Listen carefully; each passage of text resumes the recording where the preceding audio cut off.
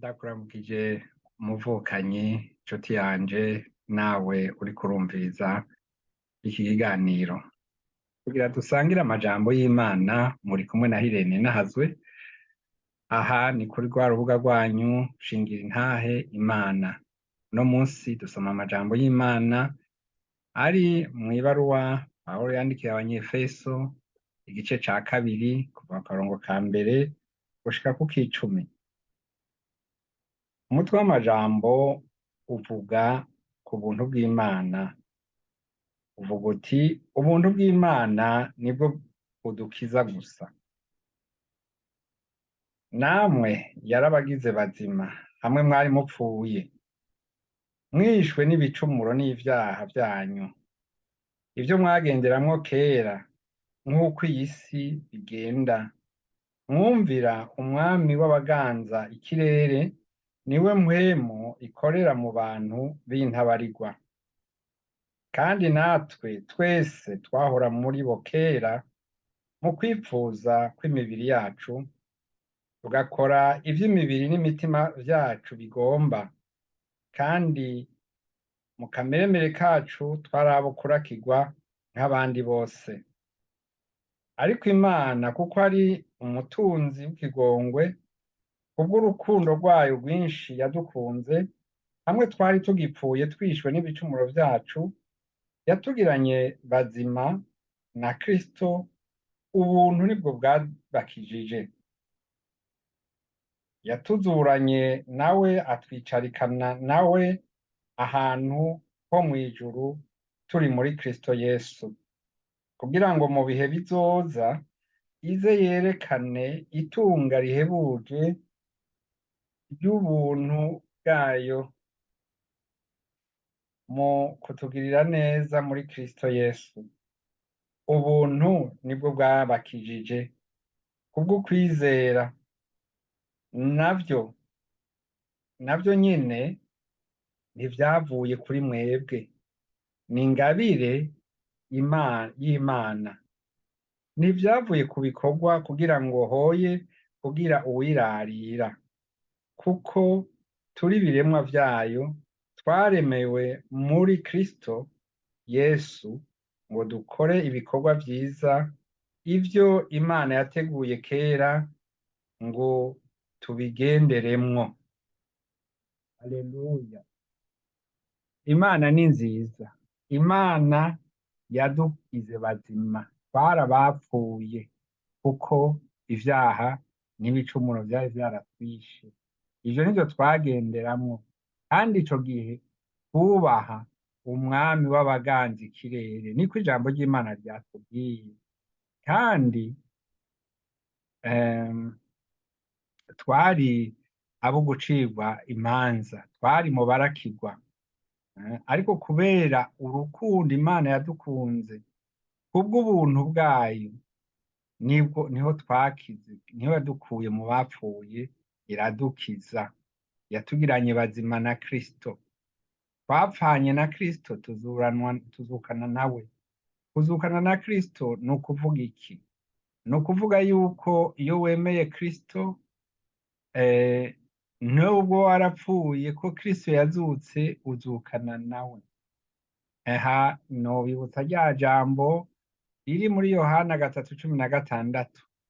Imana ngo kuko urukundo Imana yakunze abari mw'isi, ariko rwatumye itanga umwana wayo w'ikinege, kugira ngo umwizera wese ntazapfe rubi, ariko azabone ubugingo budashira.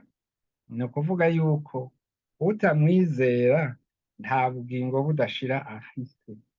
Kandi ivyo Imana ntiyabigize kubera yuko turi inkerebutsi canke dukora ibikorwa bikomeye, ariko yabigize kugira ngo tuzoshike kurangura ibikorwa Imana yaduteguriye kuzogenderamwo muri kazoza, nk'uko twabisomye ku murongo duhereye kuri ku murongo w'8, tuhasoma ngo ubuntu nibwo bwabakijije kubw'ukwizera. Navyo nyene ntivyavuye kuri mwebwe, ni ingabire y'Imana. Ntivyavuye ku bikorwa kugira ngo ntihagire uwirarira, kuko turi ibiremwa vyayo, twaremewe muri Kristo Yesu ngo dukore ibikorwa vyiza, ivyo Imana yateguye kera ngo tubigenderemwo. Imana rero iradukunda, twari twarapfuye, ico twari dukwiye ni ca kindi kivugwa mu Baroma gatandatu. Iyo dusomye mu Baroma 6:23 dusoma yuko ingero y'icaha ari urupfu. None kandi ico turonkera ku buntu ni agakiza. Reka twasome Abaroma 6:23 havuga ngo ingero y'icaha n'urupfu, ariko ingabire y'Imana n'ubugingo budashira bubonerwa muri Kristo Yesu Umwami wacu. Yesu ni inzira, n'ukuri, n'ubugingo. Nta bugingo buriho utari muri Yesu. Niwe nzira, niwe adushikana kuri ako gakiza. Aha nyene muri iki gisomwa 14 mu Baroma 6:14 kuva kuri 12 gushika kuri 14 havuga ngo none icaha ntikikabe ku ngoma mu mibiri yanyu izopfa, ngo mwumvire ivyo yipfuza, kandi ntimugahe icaha imibiri yanyu ngo ikoreshwe n'ukugabitanya, ariko mwishikanire Imana nk'abazuke bavuye mu bapfuye, n'imibiri yanyu muyihe Imana kugira ngo ikoreshwe no kugororoka. Icaha ntikizobaganza, kuko mutaganzwa n'ivyagezwe, ariko muganzwa n'ubuntu. Mwibuke kandi yuko imibiri yacu ari ingoro ya mpwemu yera. Imibiri yacu ni ingoro ya mpwemu yera. Ntituyifyineko ngo tugire ngo ni jewe nyene. Hariho abantu bavuga ngo jewe ndakora ibi n'ibi kubera umubiri ni jewe, ariko umubiri si uwacu, twarawutiwe, ni ingoro ya mpwemu yera. Ni ingoro Imana ibamwo, ni ikintu gikomeye. Ego, hanyuma twari twarapfuye, ariko twumvise yuko twazuranywe na Kristo, yongera twicarika ahantu he mw'ijuru, ahantu nawe, ahantu ho mw'ijuru, turi muri Kristo. Utari muri Kristo ntushobora kwicara ahantu ho mw'ijuru ngo bikunde.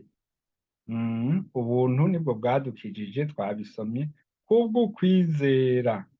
Kubw'ukwizera bene data, mugire ukwizera, kuko utagira ukwizera ubwo buntu ntaco bumumarira.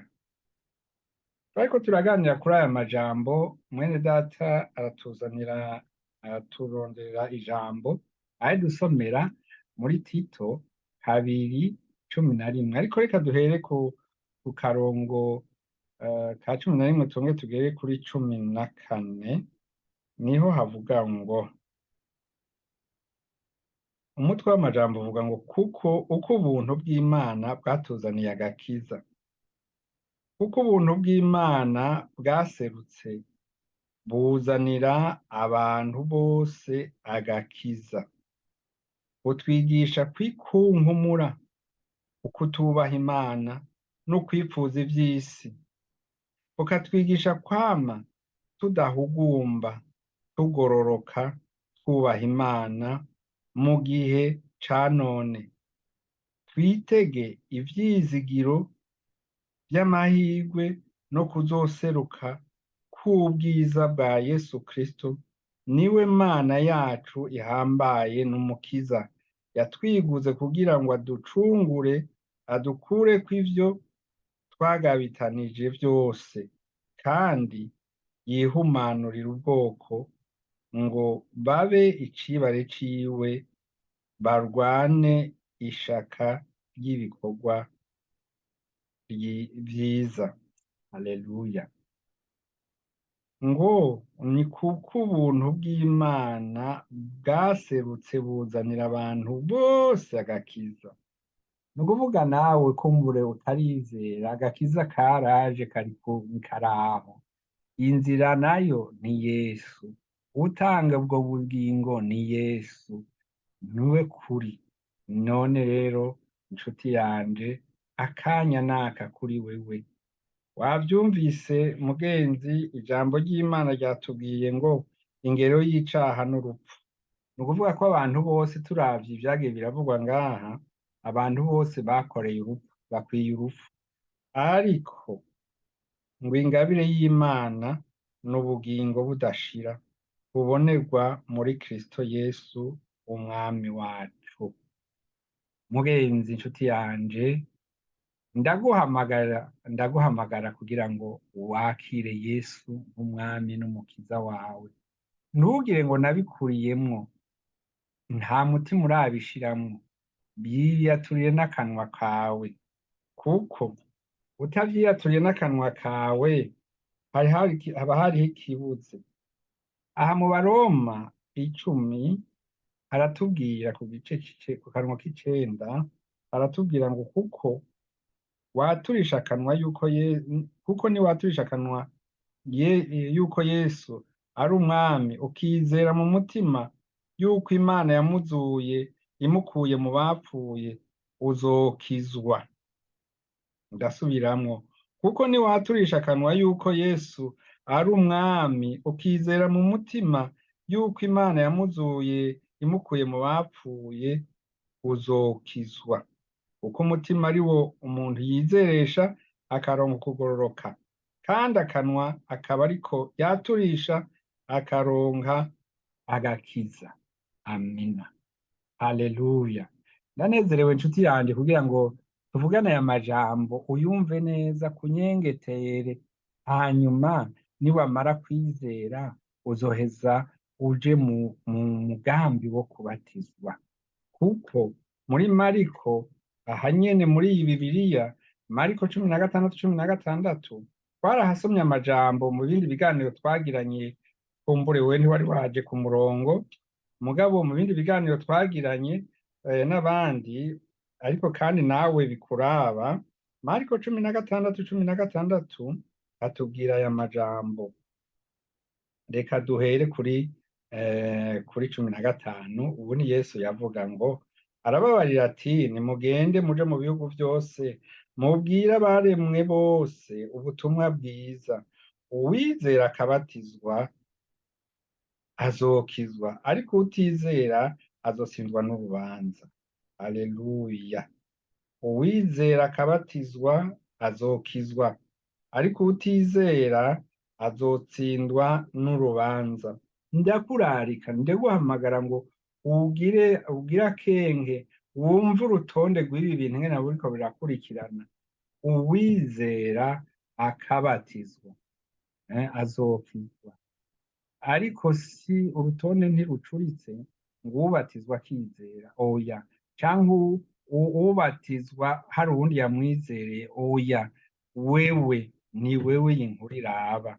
Uwizera akabatizwa azokizwa, ariko utizera azotsindwa n'urubanza. Aya niyo majambo mbere washaka agaruka muri Yohana 3, tuyasomye ukundi nayo muraza kuvyumva mutangare. Ego aha batubwiye kubatizwa, ariko aha kubatizwa ni ikintu gikomeye, ariko kandi ukwizera nico gihambaye kurusha. Kimwe ntigikuramwo ikindi, oya. Uwizera akabatizwa azokizwa. Reka dusome muri amajambo twigeze gusoma mbere, twigeze kuganirako muri Yohana 3:16. Nari nahasomye nababwiye kuko urukundo Imana yakunze abari mw'isi, ariko rwatumye itanga umwana wayo w'ikinege, ngo umwizera wese ntazapfe rubi, ariko ahabwe ubugingo budashira.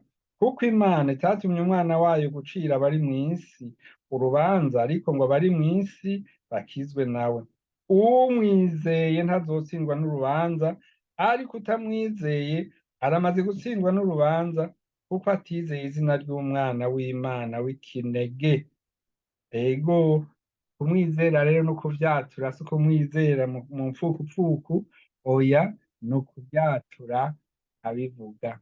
Kandi rero nshuti yanje nanezerewe no kubana nawe muri kano kanya, ndakwifurije umunsi mwiza, ndakwifurije kandi no gufata ingingo mu bugingo bwawe, ingingo yihuta kuko sinogera ntabivuze, ubu turi mu bihe vy'uko umwami Yesu agiye kugaruka, kandi ntarindiriye ngo wewe wihanye ryari canke arindiriye kubona ko wewe warihanye, warakiriye, warize, warakiriye uwo mwami Yesu, hanyuma ace araba ingena aho ntihazogucira urubanza.